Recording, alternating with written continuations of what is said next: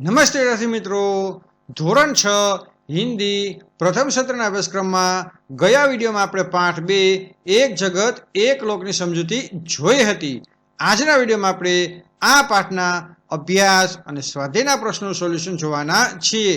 તો વિડીયોને અંત સુધી જુઓ અને તમારા મિત્રોને શેર કરવાનું ભૂલશો નહીં. તો ચાલો વિડીયો શરૂ કરીએ.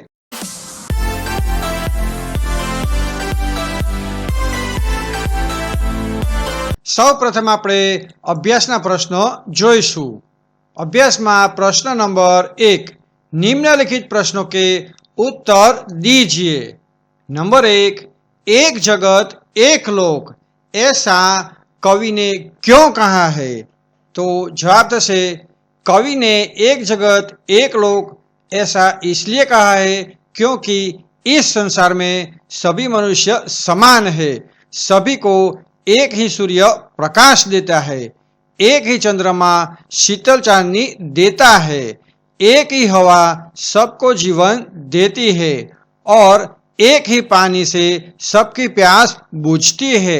सभी मनुष्यों का शरीर एक जैसा है और उनके अंदर एक ही तरह का रक्त बहता है.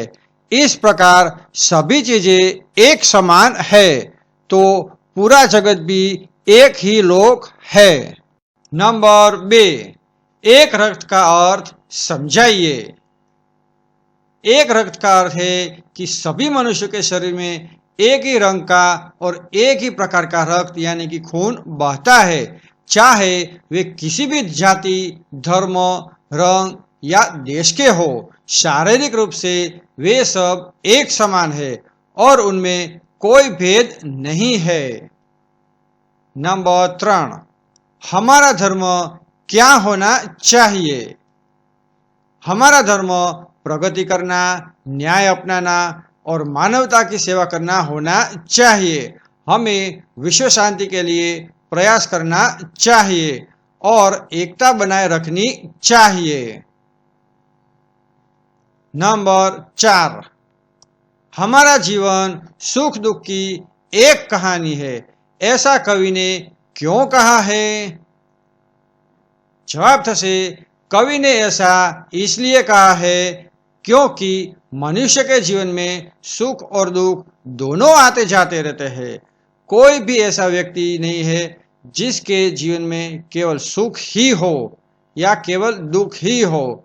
यह दोनों मिलकर ही जीवन को पूर्ण बनाते हैं और यह सभी मनुष्य के लिए समान रूप से सत्य है. प्रश्न नंबर 2, ऊंचे स्वर में पढ़िए. तो अहींया जे शब्द आप्या छे ते आपणे वांचवाना छे. सूर्य, सुख दुख, रक्त, अस्थि, प्राण, गाय, गुंज, हर्ष, ऐक्य, कर्म, प्रगति, लहराए और विश्व शांति. प्रश्न नंबर 3, उदाहरण के अनुसार निर्देशित वर्ण से शुरू होने वाले शब्द बनाइए. तो उदाहरण छे क, तो तेना परथी कौवा, कमल, कागज अने कौशल आ रीते शब्दों बनावेला छे. तो तेज रीते आपणे अहींया बधा ज शब्दों बनावी अने तैयार करवाना छे. तो ग थी शुरू करीए. ग थी गाय, गणेश, गुलाब अने गगन.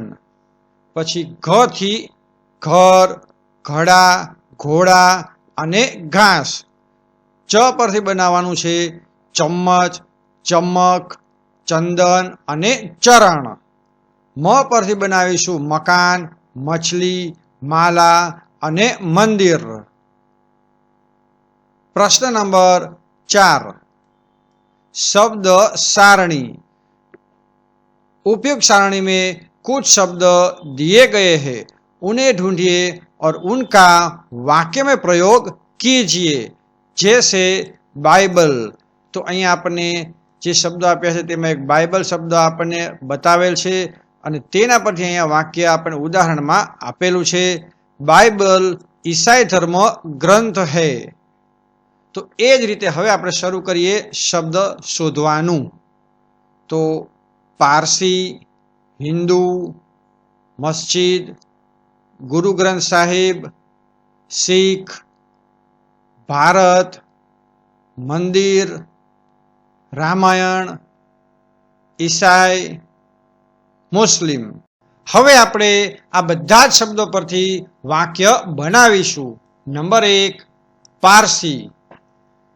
पारसी लोग अग्नि मंदिर में पूजा करते हैं. नंबर 2, हिंदू. हिंदू परथी આપણે બનાવીશું हिंदू धर्म में अनेक देवी देवताओं की पूजा की जाती है. मस्जिद परथी बनावीશું मुस्लिम लोग मस्जिद में नमाज पढ़ते हैं. गुरु ग्रंथ साहिब परथी गुरु ग्रंथ साहिब सिखों का पवित्र धर्म ग्रंथ है. नंबर 5, सिख समुदाय गुरु नानक देव जी की शिक्षाओं का पालन करता है. नंबर 6, भारत एक धर्मनिरपेक्ष देश है जहां सभी धर्मों के लोग मिलजुल कर रहते हैं. नंबर 7, मंदिर. आज मैं सुबह मंदिर गया था. नंबर 8, रामायण हिंदू धर्म का एक प्रमुख महाकाव्य है. नंबर 9, ईसाई लोग रविवार को चर्च जाते हैं. અને મુસ્લિમ શબ્દ પરથી मुस्लिम समुदाय ईद का त्योहार बड़े उत्साह से मनाता है. प्रश्न नंबर 5, इस गीत को कक्षा में टेप रिकॉर्डर के द्वारा सुनाए. तो विद्यार्थी मित्रों, જ્યારે પણ આ કાવ્ય છે તમારા સાહેબ ભણાવશે ત્યારે તમને તમારા વર્ગમાં રહેલ સ્માર્ટ ટીવી અથવા પ્રોજેક્ટરમાં આ કાવ્ય સંભળાવશે. હવે આપણે જોઈશું સ્વાધ્યાય. स्वाध्याय प्रश्न नंबर 1, निम्नलिखित प्रश्नों के उत्तर लिखिए. नंबर 1, इस काव्य में प्रकृति के कौन कौन से तत्व है? इस काव्य में प्रकृति के तत्व है चंद्र, सूर्य, भूमि, आसमान, तेज, हवा और पानी. नंबर 2, काव्य का शीर्षक एक जगत एक लोक क्यों रखा गया है? तो जवाब लखीशु काव्य का शीर्षक एक जगत एक लोक इसलिए रखा गया है क्योंकि कवि ने इस कविता में यह दर्शाया है कि पूरा विश्व एक परिवार के समान है और सभी मनुष्य समान है. प्रकृति के सभी तत्व यानी कि चंद्र, सूर्य, हवा, पानी और भूमि सभी के लिए समान है. सभी के शरीर, रक्त और प्राण एक समान है. इसीलिए जब सब कुछ एक है तो यह पूरा जगत भी एक ही लोक है. प्रश्न नंबर 3, आप इस काव्य को और कौन कौन से शीर्षक देना चाहेंगे? मैं इस काव्य को निम्नलिखित शीर्षक देना चाहूँगा. तो शीर्षक थशे विश्व बंधुत्व, एकता का संदेश, मानवता का गान अने हम सब एक. प्रश्न 4, सभी नदियाँ अलग अलग है फिर भी कवि क्यों कहते हैं कि एक ही पानी? जवाब थशे कवि एक ही पानी इसलिए कहते हैं क्योंकि भले ही नदियाँ अलग अलग स्थानों से निकलकर अलग अलग मार्गों से बहती हो लेकिन उनका मूल तत्व पानी एक ही है. पानी का गुण, स्वाद और जीवन देने की शक्ति हर जगह एक समान ही रहती है. यह भिन्नता केवल भौगोलिक होती है, पानी के मूल स्वरूप में नहीं. प्रश्न नंबर 2, विलोम अर्थ वाले शब्दों के जोड़े बनाइए और उदाहरण अनुसार वाक्य में प्रयोग कीजिए. तो અહીંયા આપણે કેટલાક શબ્દ આપ્યા છે તેમાંથી આપણે વિરોધી શબ્દની જોડી બનાવવાની છે અને ઉદાહરણ અનુસાર વાક્ય પણ બનાવવાના છે. તો શરૂ કરીએ. મૃત્યુ તો જીવન, જળ તો ચેતન, શુભ તો અશુભ, દાસ તો સ્વામી, दूर तो पास, प्रकाश तो अंधकार. तो आ शब्दों हवे आपणे वाक्य बनावीशुं. शुरुआत करिए मृत्यु और जीवन पहली जोड़ी थी. तो वाक्य थशे मृत्यु अटल सत्य है पर जीवन अनमोल है। नंबर 2, पेड़ पौधे जड़ होते हुए भी चेतन का आधार है। शुभ और अशुभ। आज का दिन शुभ है, कोई अशुभ बात नहीं। दास और स्वामी पर थी मालिक अपने दास पर कृपा करता है।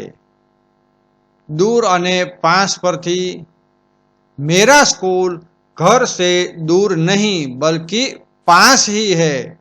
प्रकाश और अंधकार पर थी सूरज का प्रकाश अंधकार को दूर करता है।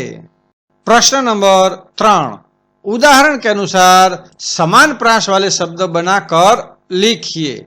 समान प्रास वाला शब्दो अहींया आपणे बनाववाना छे। तो उदाहरण छे आना अने जाना। तो शुरू करिए नंबर 1 सुनकर थी। तो सुनकर नु लखीशुं बुनकर अने गुणकर। मेहरबान नु लखीशुं कदरदान अने खानदान। सेठानी नु लखीशुं कहानी अने निशानी। बागबान नु लखीशुं मेहमान अने आसमान। जेठानी नु लखीशुं देवरानी अने सेठानी। पढ़कर नु लखीशुं चलकर अने रखकर। प्रश्न नंबर 4, निम्नलिखित भाव दर्शाने वाली काव्य पंक्तियां लिखिए। तो अहींया जे पंक्ति दर्शावेली छे अने एमां जे भाव दर्शावेलो छे ते काव्य पंक्ति आपणे शोधी अने लखवानी छे। तो पहेलानो आपणे जवाब लखीशुं एक तेज एक हवा एक ही पानी। नंबर 2 में लखीशुं घर घर में गूंज रहा निस दिन यह मधुर गान। प्रश्न नंबर 5, समानार्थी शब्द ढूंढकर घेरा बनाइए और लिखिए। तो अहींया मैं अगाउथी शब्दों लखेला छे। लोकनु विश्व दुनिया, माननु सन्मान प्रतिष्ठा, निशाननु संज्ञा चिन्ह, हाथनु हस्तपाणी, अंबरनु आकाश आसमान अने गगन। तो हवे आ शब्द आपणे अहींया कोठामां दर्शावीशुं। विश्व, दुनिया, सम्मान, प्रतिष्ठा, संज्ञा, चिन्ह, हस्त, पाणी, आकाश, आसमान अने गगन। तो आ रीते कोठामां दर्शावी देवाना छे। हवे आपणे जोईशुं प्रश्न नंबर 6, आपने जो 2 समानार्थी शब्द ढूंढे हैं उनका वाक्य में प्रयोग कीजिए। उदाहरण आपेलू छे हाथ अने पाणी अने वाक्य आपने आपेलू छे सीता ने पाणी से पानी पिया। तो आज रीते बधा शब्दों आपणे वाक्य बनावीशुं। नंबर 1 लोक अने जगत। तो यह लोक बहुत सुंदर है, सारा जगत ईश्वर की देन है। मान सम्मान, हमें बड़ों का मान करना चाहिए, सबका सम्मान करना अच्छी बात है। निशान अने ध्वज, हमारे देश का निशान तिरंगा है, ध्वज हमारे देश की शान है। अंबर अने आसमान, नीले अंबर में पक्षी उड़ रहे हैं, आसमान में तारे चमक रहे हैं। प्रश्न नंबर 7, नीचे दिए गए चौखस में से उदाहरण के अनुसार संज्ञा शब्द बनाइए और उनका वाक्य में प्रयोग कीजिए। उदाहरण छे फूल। तो वाक्य छे यह फूल सुंदर है। तो अहींया जे शब्द आपेला छे ते आपणे शब्द अहींया कोठामां दर्शाववाना छे। वाक्य में अहींया अगाउथी ज बनावेला छे। तो शुरू करिए कमल, पछी छे सागर, हिमालय, भारत अने आरती। तो आ शब्दों तमारे कोठामां आ रीते दर्शावी देवाना छे।